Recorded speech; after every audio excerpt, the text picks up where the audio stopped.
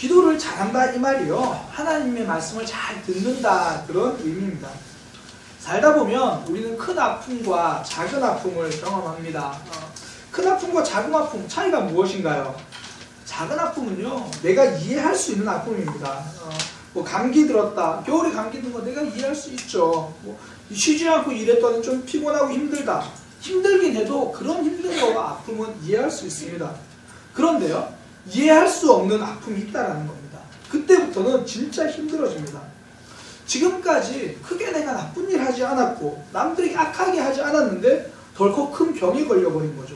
이해할 수 없는 겁니다. 그럴 때 슬픈 겁니다. 이해할 수 없는 손해, 이해할 수 없는 아픔, 그런 것들이 우리를 더 힘들게 하고 더 아프게 만듭니다. 그래서 보통 어릴 때 받은 상처가요, 더 오래가고 아픈 게 내가 이해할 수 없는 상처라서 그래요.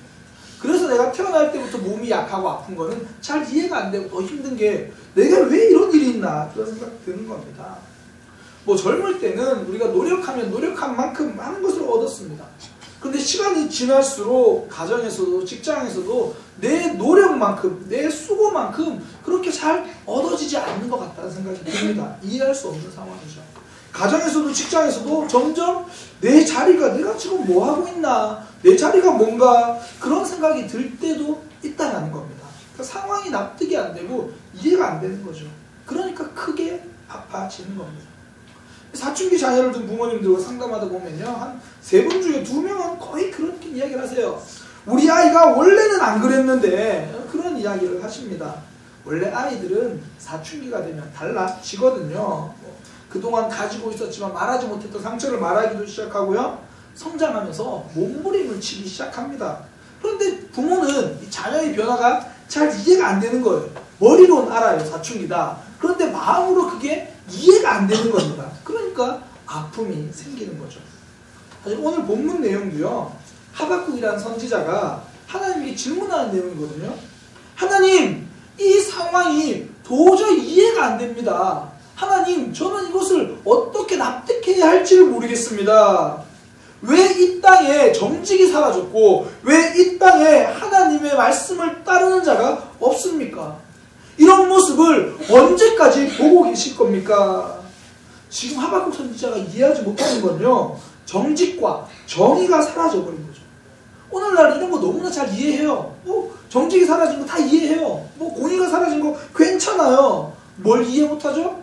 나에게 손해가 오고 내 아프게 하고 문제가 생기면 그걸 이해 못한다고 말해요. 점점 세상이요, 이해하지 말아야 할 것은 이해하고 있고 이해해야 할 것은 이해 못한다고 그렇게 말하고 있어요. 뭐 예를 들어 그런 거죠. 남편이 돈을 좀 못 벌어와요. 이런 건 이해할 수 있는 문제입니다. 부부는요, 서로 돈 벌자고 만난 사이가 아니거든요. 그건 직장이죠. 이해할 수 있습니다. 또 이런 거 있잖아요. 우리 부부는 너무 성격이 달라요. 이건 이해할 수 있는 문제입니다. 왜냐면 원래 부부는요, 성격이 다른 사람하고 만납니다. 나랑 똑같은 사람은 내가 싫어해요. 굉장히 싫어서 그러다 보면 나랑 성격 다른 사람과 만나게 되어 있습니다. 이런 건 이해하는 거예요. 뭘 이해를 못하냐면 내가 왜 내 남편을 향한 사랑이 식어가지? 이런 거 이해 못해서 기도해야 되는 겁니다. 부부는 사랑 때문에 만나는 거거든요. 사랑 때문에 함께 있는 겁니다. 이런 걸 이해 못해야 되죠. 뭐 자녀들이 공부 안 한다, 공부 못한다, 이런 건 이해하셔도 됩니다. 내 자녀가 친구 관계가 어렵다, 내 자녀가 상처가 있다, 자존감이 무너지고 있다, 성적이 떨어지는 게 아니라 자존감이 떨어지는 거, 그런 거를 이해 못할 일이라 생각하면서 기도해야 되는 겁니다. 자녀들이 공부 못하는 건요, 엄마 아빠 닮아서 그런 거예요. 그런 건 다 이해해 주셔도 됩니다. 우리 삶에서요, 부모라면 사실 누구나 성적보다 상처에 더 관심이 있고요, 자존감 떨어지는 문제가 더 고민되고 아픕니다. 그런데 그걸 잘 생각하지 못해요. 나는 분명히 그걸 더 아파하는데 왜 그러냐면 신문에 보면 전부 성적, 직장, 뭐 취업 그런 얘기뿐이고요, 주위에 보면 전부 그런 이야기만 하는 거예요. 그러니까 자연스럽게 나도 모르게 자녀를 그렇게 더 신경 쓰게 되는 거죠. 그러니까 성적이, 취업이 요즘 트렌드입니다. 그러니까 트렌드라서 그래요. 사람들은요, 트렌드 그럼 다 납득해요. 이해해버리는 겁니다. 요즘 작은 트렌드 중에 하나가 롱피딩이잖아요. 이렇게 한철 잠깐 유행하는 걸 마이크로 트렌드라고 그러거든요. 저는 정말 이 롱피딩을 이해하지 못하겠어요. 보면 너도 나도 입고 있는데 그거 어울리는 사람 잘 없거든요. 그 작은 사람들이 입고 있으면 무슨 이불 뒤집어 쓰고 있는 것 같아요. 이불이 검은 이불이 막 걸어다녀요. 요즘에 보면 특히 학교 주위에 보면요 검은색 이불 뒤집어 쓰고 애들이 막 걸어다녀요. 그리고 좀 등치가 큰 분들이 있으면 혹시 입으시는지 모르겠는데 등치 큰 분들이 입으면 다 장부처럼 보여요. 그러니까 남녀 물분하고 이순신이에요. 그냥 이순신. 제가 그거 입고 있는 남성분에게 질문을 해봤어요. 그거 좀 어떠냐. 본인도 사기는 샀는데 진짜 불편하대요. 그러니까 특히 운전할 때 정말 불편하다고 하더라고요. 제가 19일 때 이렇게 설교를 하니까 한 분이 찾아오셔서 이제 목사님 불편한 거 하나 더 있어요. 뭐요? 화장실 갈 때가 제일 불편해요. 제가 보기 밥 먹을 때도 불편해 보이고요. 그런데도 사요. 트렌드라서 그래요. 그러니까 트렌드는 괜찮아요. 자기 기준을 잘 안 세우는 거죠. 근데 하박국은요 달랐습니다. 남들은 다 정의를 무너뜨리고 공평이 무너진 것을 당연하게 받아들여도요 그는 받아들이지 않았습니다. 죄를 이해하지 않았습니다. 기준이 분명해서 그렇습니다. 기준이 있으면요 트렌드를 이깁니다.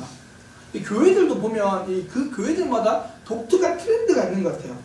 어떤 교회는요 행사와 발표가 트렌드입니다.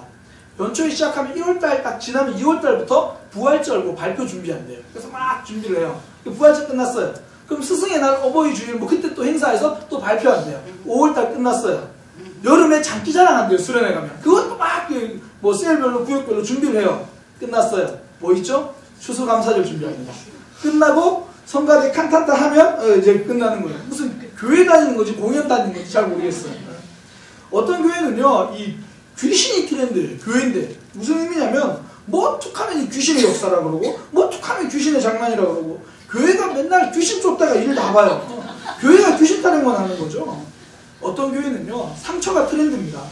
맨날 내 속에 울고 있는 내가 있다는 거죠. 그런 교회는 늘 상담하고 상담 세미나하고. 우리 교회는 무엇이 트렌드입니까? 하나님이 기뻐하시는 공동체는요 순종이 트렌드입니다. 말씀이 트렌드입니다. 하나님이 기준이라서 그렇습니다. 교회는요 정의와 사랑, 말씀의 가치관이 기준인 곳, 그것이 교회입니다.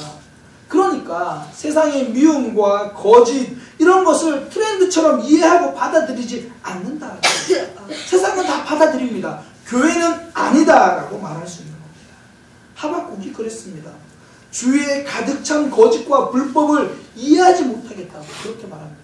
하나님 어떻게 그럴 수가 있습니까? 그래서 하나님에게 질문합니다. 신앙은요 하나님에게 질문하는 거예요. 하나님에게 질문한다는 것은 답이 하나님께 있다고 고백하는 겁니다. 하나님께 질문 없이 살아가는 수많은 사람들 보잖아요. 내 답이 인생의 답이라고 생각해요. 내가 노력하면 답을 찾을 수 있다고 생각합니다. 제가 청소년 이야기를 자주 하는데 청소년들 보면요 자기들끼리 문제가 생기면 친구들끼리 서로 상담을 해요. 그러면서 늘 답이 없는 인생 살아가는 거죠. 한 녀석이 저를 찾아와가지고 예전에 사역할 때 그런 얘기를 하더라고요. 목사님 상담할 수 있는 어른이 있어서 너무 좋아요. 목사님께 이야기할 수 있어서 너무 좋아요. 그러면서 하는 말이 자기들도 안 돼요. 서로 이야기해도 답이 없는 거 아는데 어른들 찾아가서 말을 못한다는 거예요. 말하면 흔히 말해서 늘 잔소리만 한다는 거죠. 늘 네가 이래서 문제고 네가 저래서 문제고 계속 그런 이야기를 하니까 자기 마음 알아주는 사람이 없으니까 엉뚱한 데 가서 질문을 하는 겁니다. 엉뚱한 데 가서 질문하면요 엉뚱한 답만 가지고 오는 겁니다. 질문을 하는 대상을 잘 선정해야 됩니다. 태어날 때부터 이 앞을 보지 못하는 사람이 있었습니다. 늘 질문이 있었죠. 얼마나 답답했을까요? 나는 왜 이렇게 태어났나? 나는 왜 이렇게 살아가나? 사람들에게 물었어요. 저는 왜 이렇게 태어났나요? 왜 태어날 때부터 몸 아프고 힘든 사람도 있잖아요. 나는 왜 이렇게 태어났나? 사람들한테 질문하니까 이렇게 대답합니다. 너 죄 때문이야. 너 죄 때문이야. 태어날 때부터 내가 앞을 못 보는데 도대체 내가 그게 왜 내 죄 때문이냐고 또 다른 사람 찾아가서 질문합니다. 왜 저는 이렇게 됩니까? 그건 너희 부모 죄 때문이야. 답을 찾아서 질문했는데 더 답답해지는 거예요. 도대체 우리 부모가 무슨 죄를 지었기에 내가 이렇게 불편함을 겪어야 되나? 그때 예수님이 찾아오셔가지고요 답을 해주십니다. 하나님의 영광을 나타내기 위해서다. 그러면서 눈을 고쳐주십니다. 하나님께 질문하면요 답이 됩니다. 질문하시기 바랍니다. 답을 주실 겁니다. 기도가 뭐냐면요, 문제에 대한 질문입니다. 하나님, 제 삶에 문제가 생겼습니다. 제가 어떻게 해야 할까요? 답답하면 그렇게 질문하는 겁니다. 그때 하나님이 응답해 주십니다. 그래서 기도를 잘한다는 건요, 하나님께 자주 질문한다는 거고 그 대답을 잘 듣는 겁니다. 예배도 그래요. 예배도요, 삶에 대한 질문입니다. 하나님, 제가 한 주를 어떻게 살아야 할까요? 하루하루 사는 게 버거운데 제가 하나님 은혜 없이는 못 살겠는데 어떻게 해야 하나요? 예배는 질문입니다. 그래서 예배가 우리 삶에 하나님이 답이다라고 고백하는 거예요. 그게 예배입니다. 그래서 삶을 내 고집대로 사는 사람들을 보면요, 예배가 무너져 있어요. 찬양팀도 내 스타일이 아니야. 목사님 헤어스타일도 내 스타일이 아니야. 앞사람 옷차림도 내 스타일이 아니야. 앞사람이 하필 오늘 롱패딩이야. 고집이 가득하면요, 예배가 안 돼요. 내 고집이 무너지면 예배가 섭니다. 내 고집이 서면 예배가 무너지게 되어 있다는 겁니다. 하나님, 한 주간 하나님 은혜 주셔야 삽니다. 예배를 통해 말씀 주셔야 삽니다. 그 말씀이 나를 살립니다. 내 고집 무너뜨리고 예배가 살아나는 믿음의 백성 되시기를 소망합니다. 신앙은요, 내 생각 무너뜨리고 하나님에게 질문하는 겁니다. 그래서 하나님께 질문이 많을수록 신앙이 깊어집니다. 인생의 질문 하나가 더해질수록 하나님과 더 깊은 관계 된다라는 거죠. 주위에 신앙생활 하시는 분들 중에서 하나님과 깊은 관계가 있는 분들 있잖아요. 그런 분들 대부분 보면 이 질문의 시간을 가졌던 분들입니다. 어떤 분들은 몸이 계속 아파요. 이 질병 끝나면 저 질병 오고, 또 태어날 때부터 연약한 몸을 가지고 태어난 분 있어요. 그게 어릴 때는 아픔이고 단점이고 불편거리였어요. 그런데 하나님 만나고 나니까 이게 나를 하나님과 깊게 만들어주는 통로가 되었구나. 그것 때문에 하나님과 질문하고 그것 때문에 하나님께 기도하고 있더라는 겁니다. 우리 인생에 질문 덩어리들 있죠. 배우자, 자녀, 미움, 갈등, 그거 들고 하나님께 질문하시기 바랍니다. 하나님과 더 깊어지는 통로가 될 겁니다. 아픔은 항상 깊이를 만들어낸다는 겁니다. 하박국 선지자는요, 문제가 생기고 갈등이 생기니까, 이해할 수 없는 일이 생기니까 하나님께 답을 들으려고 하는 겁니다. 이 하박국 전체는요, 주로 하나님께 질문하고 답 듣는 그런 내용이거든요. 왜 그는 하나님께 답을 들으려고 했을까요? 신앙생활은 하나님의 답대로 살아가는 것이기 때문입니다. 그런데 많은 사람들이요, 신앙생활을 거꾸로 합니다. 답은 내가 내고 하나님을 실행하는 분도 그렇게 오해합니다. 내가 결정했어요. 하나님, 이번에는 이렇게 해주셔야 됩니다. 결정 제가 했어요. 그러니 하나님이 실행해 주세요. 이렇게 기도한다라는 거죠. 똑같은 기도 제목이 2년 동안 기도하고 3년 동안 기도했는데 안 되는 분들 있죠. 계속 3, 4년 똑같은 기도 제목 갖고 기도하시잖아요. 그러면 기도 제목을 바꿔보세요. 하나님, 우리 아이가 꼭 의대를 가야 됩니다. 그렇게 기도하시면 기도 제목 바꿔보세요. 하나님, 제가 공부 한번 해보겠습니다. 내가 공부해서 의대 가는 게 더 빠를 수 있다니까요. 저는 머리가 안 돼요. 자녀는 다 부모님 닮았어요. 그러니까 답을 정해놓고 기도하는 게 아니라, 기도는요, 기도의 능력은 듣기의 능력입니다. 하나님의 답을 듣는 거예요. 하나님의 답을 듣고 하나님이 주시는 힘으로 내가 실행하는 거죠.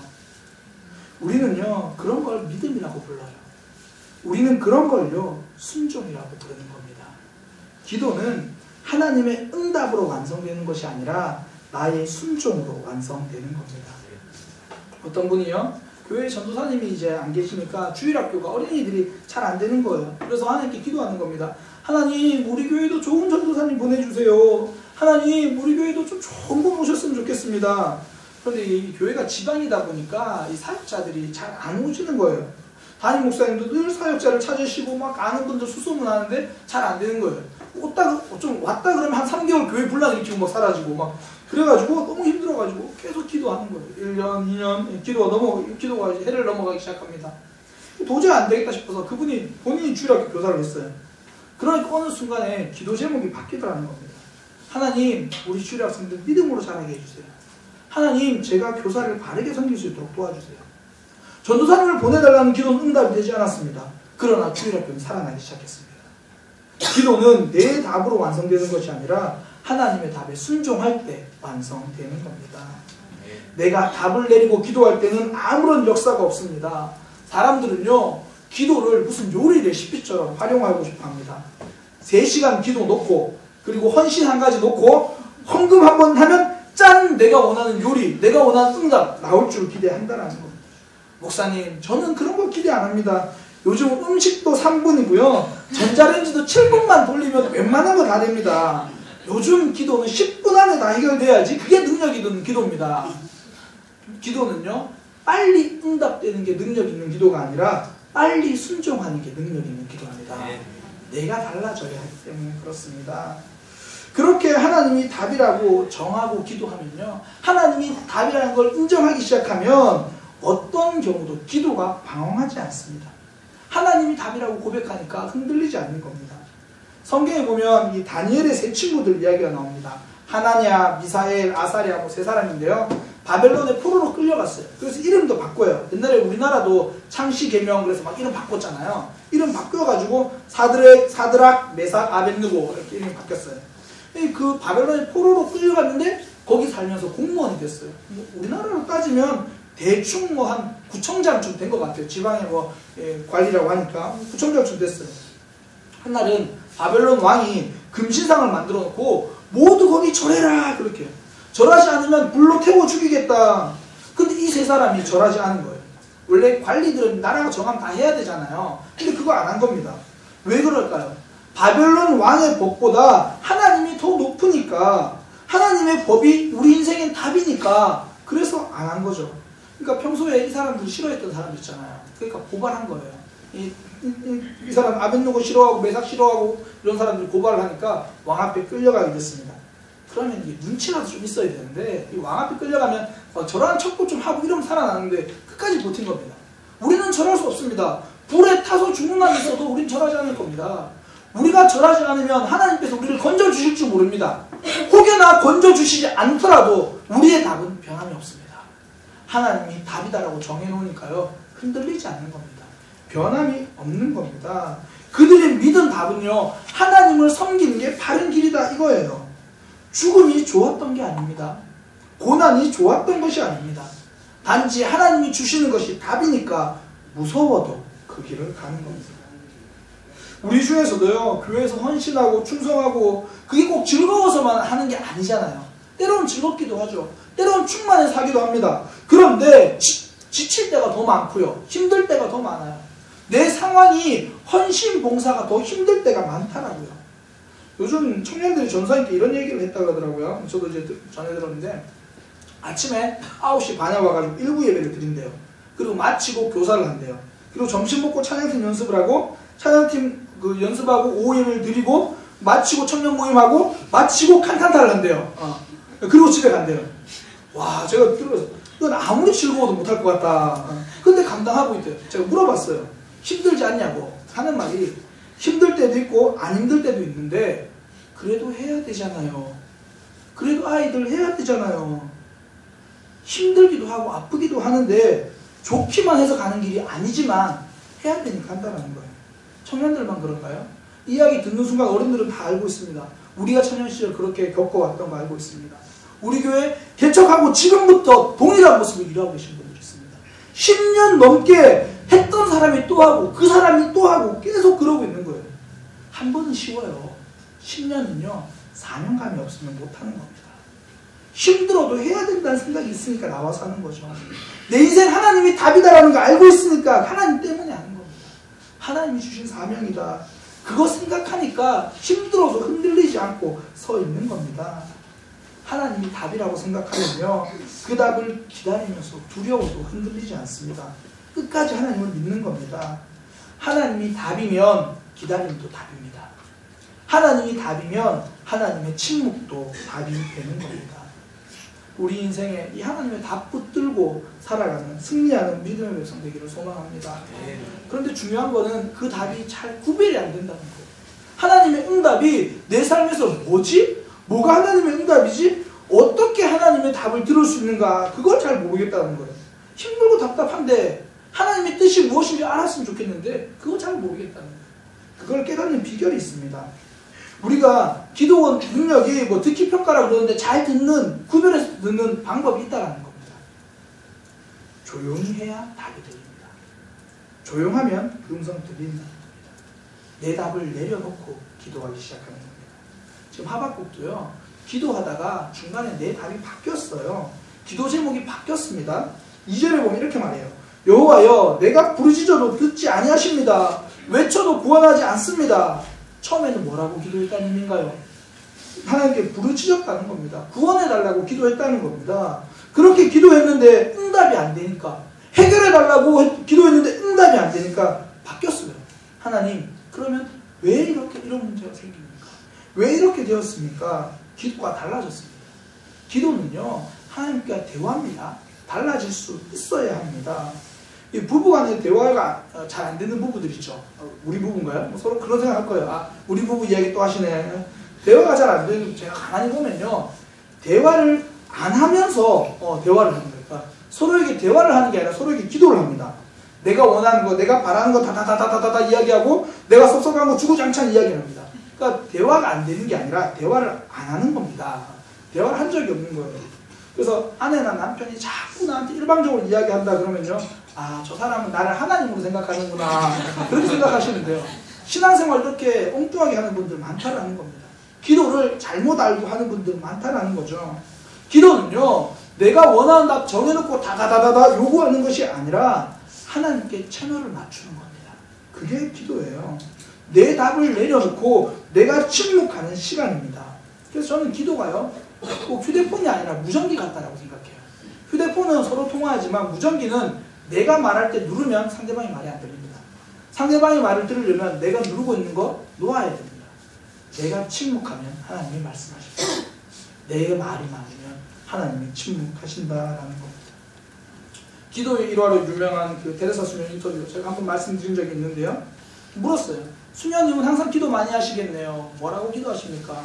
그때 테레사 수녀가 한 말, 저는 듣습니다. 그러니까 또 다시 질문하죠. 그럼 하나님은 뭐라고 말씀하십니까?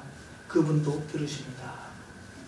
기도는 내 생각 내려놓고 하나님께 집중하는 침묵의 시간이다 말하는 겁니다.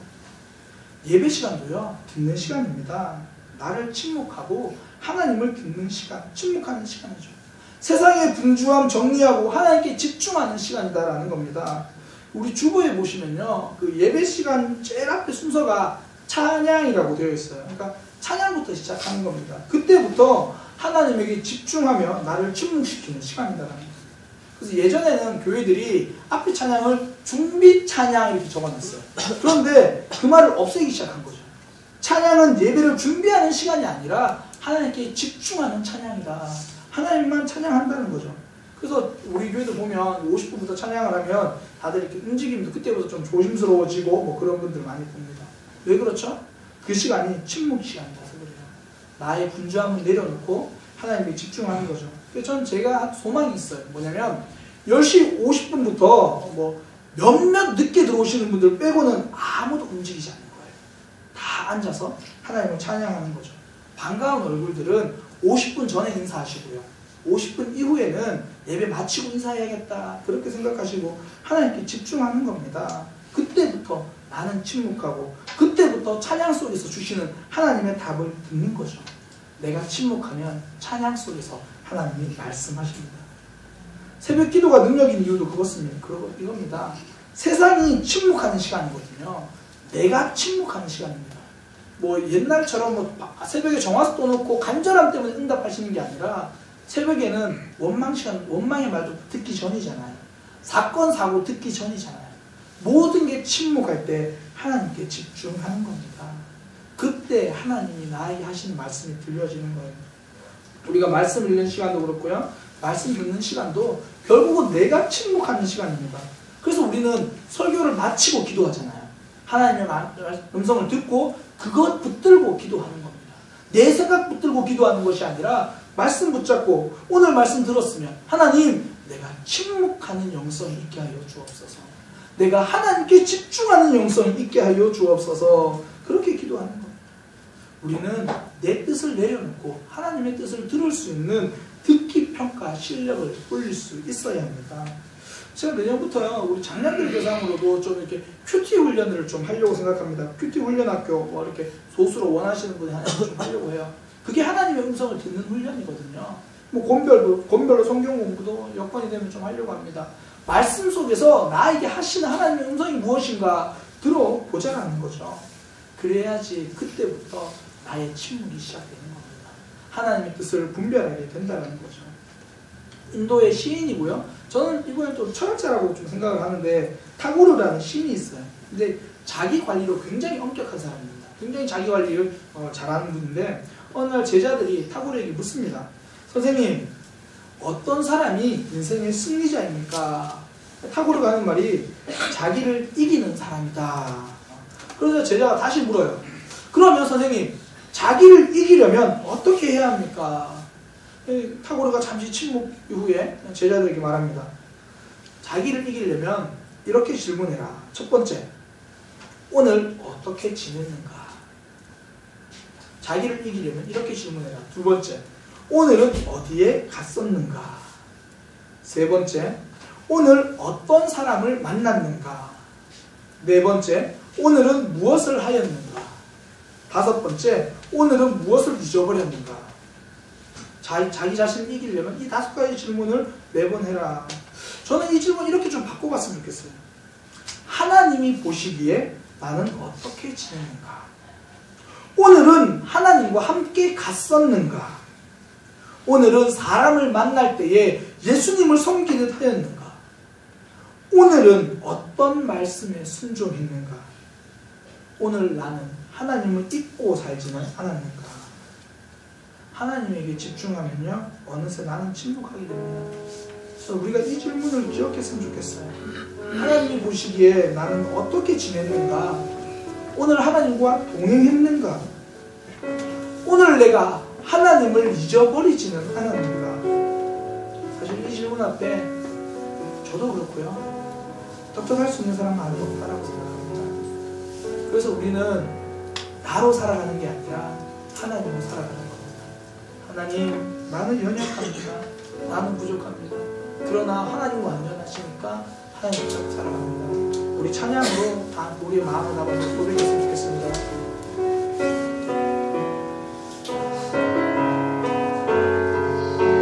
주님,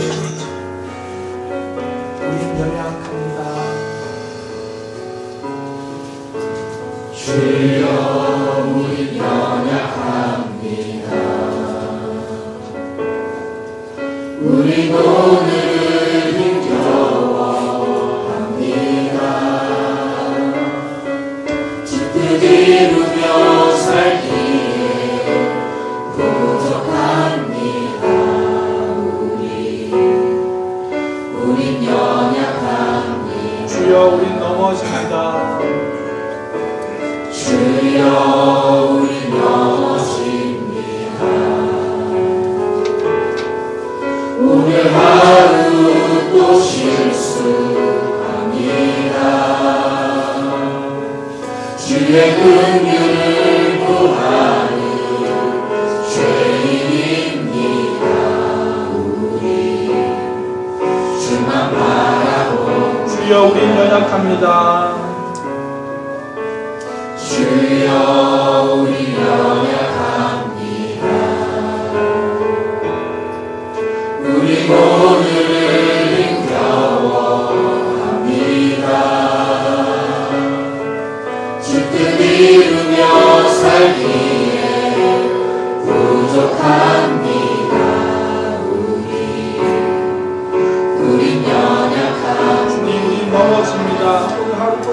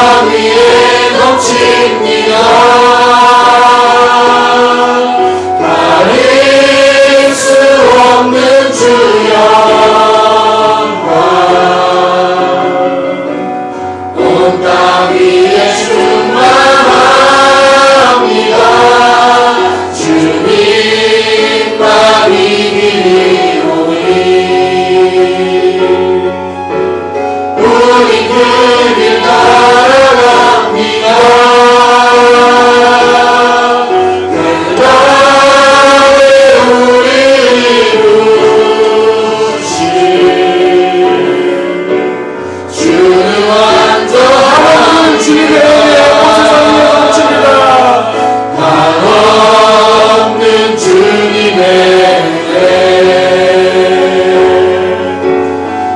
세상 위에 넘칩니다. 가릴 수 없는 주 영광 온 땅 위에 충만합니다. 주님만이 오니 우리 그리 따라갑니다. 그 나라에 우리 이루신 주는 완전합니다. 이 말씀 기억하면서 함께 기도하기 원합니다. 하나님, 내가 침묵하기 원합니다. 오늘 말씀을 통해서 내 생각을 내려놓고 기도해야 된다는 걸 깨달았습니다. 오늘 말씀을 통해서 내 답이 아니라 하나님의 답이 내 인생의 답이라는 것을 깨달았습니다. 하나님, 내가 늘 하나님의 답에 집중하게 하시고 내 생각은 내려놓고 말씀을 통해, 기도를 통해, 찬양을 통해 하나님의 답을 듣기 위해서 내가 내 마음이 침묵하고 내 생각이 침묵하고 하나님께 집중하는 신앙 되게 하여 주옵소서. 우리 그렇게 말씀 붙잡고 함께 기도하겠습니다. 기도하겠습니다. 주님, 인도하시옵소서.